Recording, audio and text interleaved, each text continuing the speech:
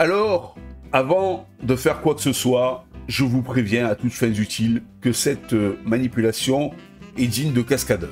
Pourquoi?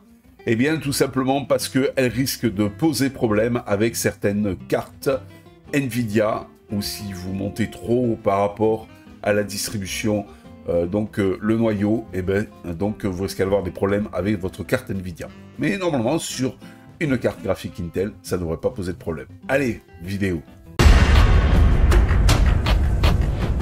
Hello everybody les amis, salut c'est Sébastien sur Actualia on YouTube avec www.actualia.fr. Alors aujourd'hui sur la chaîne d'Info Multimédia, on va un petit peu vous expliquer sur une Ubuntu, là c'est la 22.10, comment upgrader le kernel, le noyau. Alors c'est vrai que quand vous regardez une Ubuntu, par exemple on va ouvrir le terminal, n'est-ce pas? Et si on tape un petit uname-a, on voit qu'ici on est sur du 5.19. Sachant que le dernier kernel noyau en date à l'heure actuelle où je vous parle, c'est du 6.2. Donc vous voyez, il y a quand même un cran de retard, n'est-ce pas? Alors, à quoi ça sert? Ben, éventuellement, si vous avez du matériel très récent, ça peut être assez sympa de passer au moins sur 6.1, surtout que le 6.1 est le nouveau noyau LTS, c'est-à-dire avec une maintenance à long terme. Alors, comment, ça tombe bien, on a ouvert le terminal, comment, eh bien, installer donc ce nouveau noyau? Alors, vous inquiétez pas, vous aurez un lien en dessous dans les descriptifs de la vidéo pour le faire. Donc avec toutes les commandes, n'est-ce pas? Alors, d'abord, il faut installer un PPA. Voilà, hop. Vous inquiétez pas, hein, vous aurez le lien pour vous aussi le faire. Voilà. Après, il vous faut faire un sudo apt, voilà, apt update. Donc une fois que vous avez mis le PPA, ça c'est pour mettre à jour, donc en fait le PPA tranquille dans le système. Et après il faut faire un sudo apt install et mainline qui est le logiciel qui va donc tout simplement, voilà, là vous tapez, vous faites O pour oui. C'est le logiciel qui va tout simplement vous permettre de mettre à jour donc votre noyau. Voilà. Alors, hop, vous fermez ça, et normalement,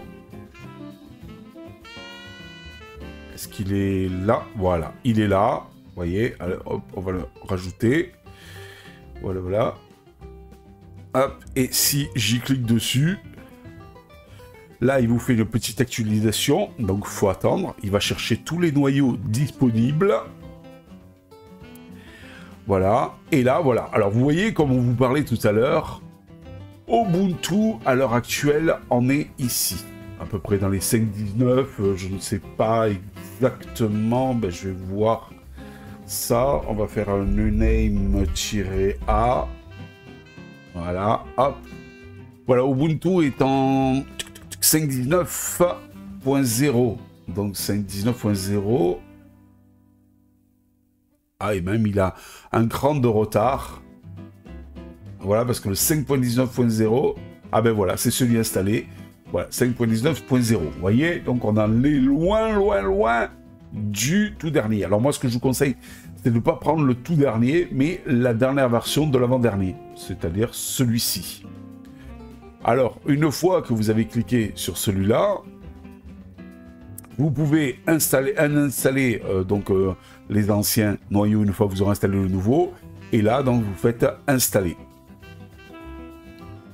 Et là, automatiquement, hop, il va lancer l'installation. Il vous demande votre mot de passe. Et il installe tout ça.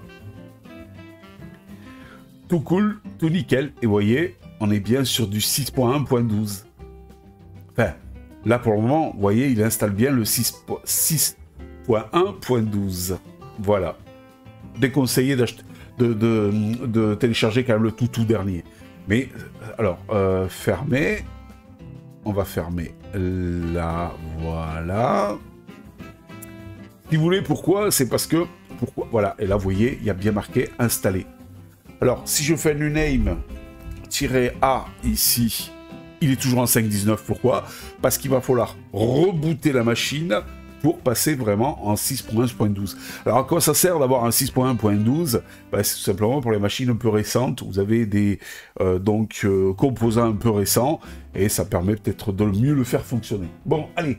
Moi, ce que je vous propose, c'est tout simplement de rebooter la machine. Si vous avez aimé cette vidéo, abonnez-vous, mettez un pouce en l'air et partagez cette vidéo. Merci, cela fait toujours plaisir.